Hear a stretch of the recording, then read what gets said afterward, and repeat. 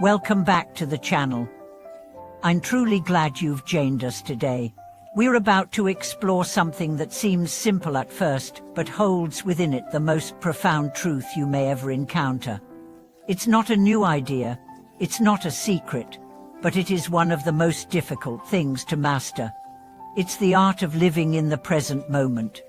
So many people live their entire lives anywhere but here.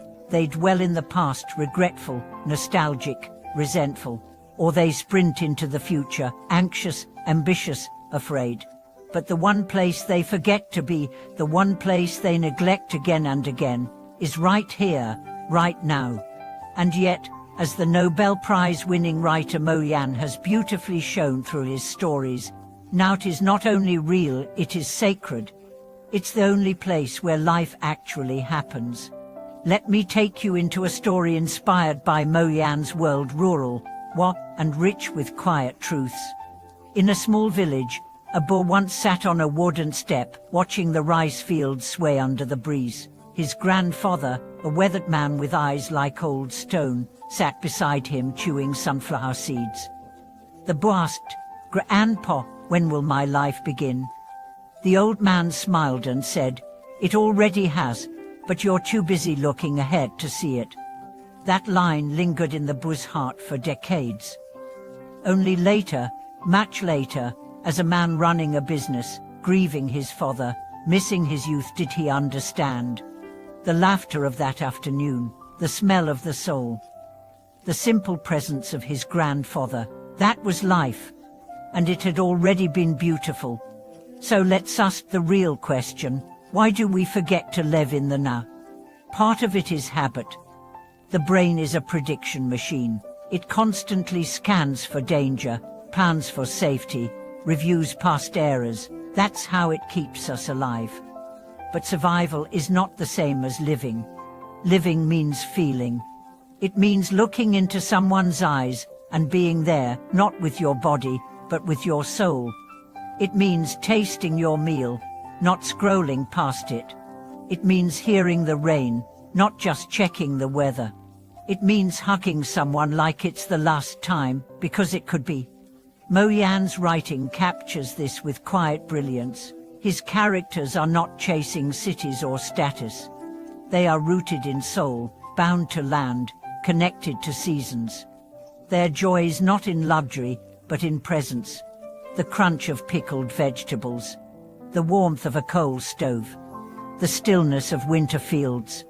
These are not just scenes, they are reminders. Now let's look at what happens when you're not present. You miss your life. It's that simple. You go on vacations and only see them through your phone. You talk to your children, but don't hear their words. You reach milestones, but feel nothing, because your mind is already chasing the next. Presence is stolen not by crisis but by distraction. And the thief is disguised as urgency. We say, "I rest after this project. I'll be happy when I get the promotion. I'll connect when I'm less tired." But that day never comes, because the habit of postponing the present becomes permanent. And then, one day, you look back and realize you were never really there. So how do we return? Start with your breath. Not because it's spiritual, but because it's real. You can only breathe in the present, not in memory, not in imagination. Only now. Take one breath, feel it enter, feel it leave. That's the door. Then, feel your feet, feel your skin. Listen to the sounds around you. Not to label them, just to notice. Presence is noticing without needing to change. It's the opposite of fixing. It's accepting. And acceptance is the root of peace. Mo Yan once described a character who kept revisiting a tragic moment, replaying it, rewriting it in his mind, unable to let it go. But one day, after watching a child laugh in the mud, the character realized the world had moved on. Life had not stopped, only he had. That moment broke him open, because the present does not wait for permission. It moves, it flows, it continues, and you can choose to flow with it or to stand still in a river of regrets. Presence also heals. Trauma lives in the past. Anxiety lives in the future. But peace lives now. When you bring your awareness fully to the present, your nervous system relaxes. Your thoughts slow down. Your breath deepens. Your heart opens. Even in pain, the present softens the edge. Because pain says, "This hurts."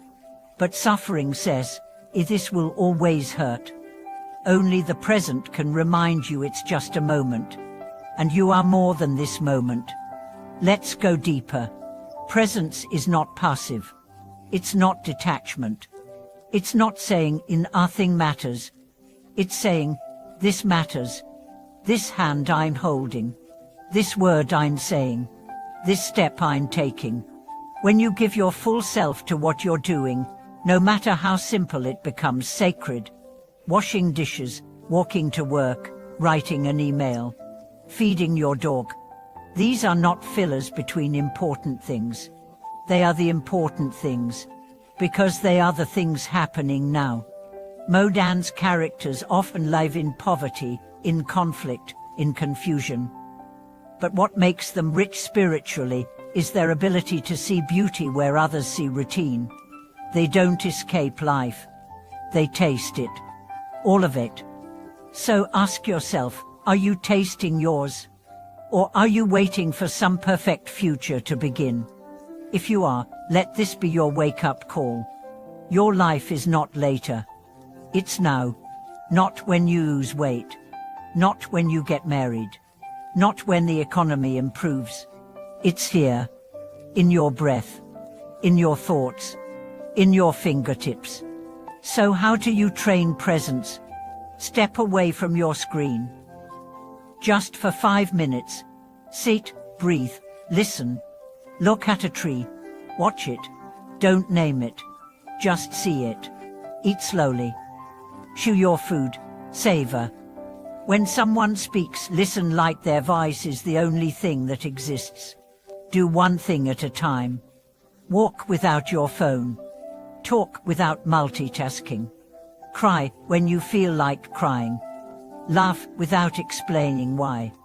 This is the rawness of real life. And it's only available here, in this moment. Right now. Thank you so much for watching this video. If anything in today's reflection resonated with you, if you've ever had an experience that reminded you to come back to now, please share it with us in the comments. Your presence matters both in this community and in your own life. If you found this message valuable, don't forget to like, subscribe, and click the bell. We are here every week, helping you return not to a place, but to yourself. Until next time, breathe deeply, love fully, and remember the only time you truly have is now. Live it. Don't wait.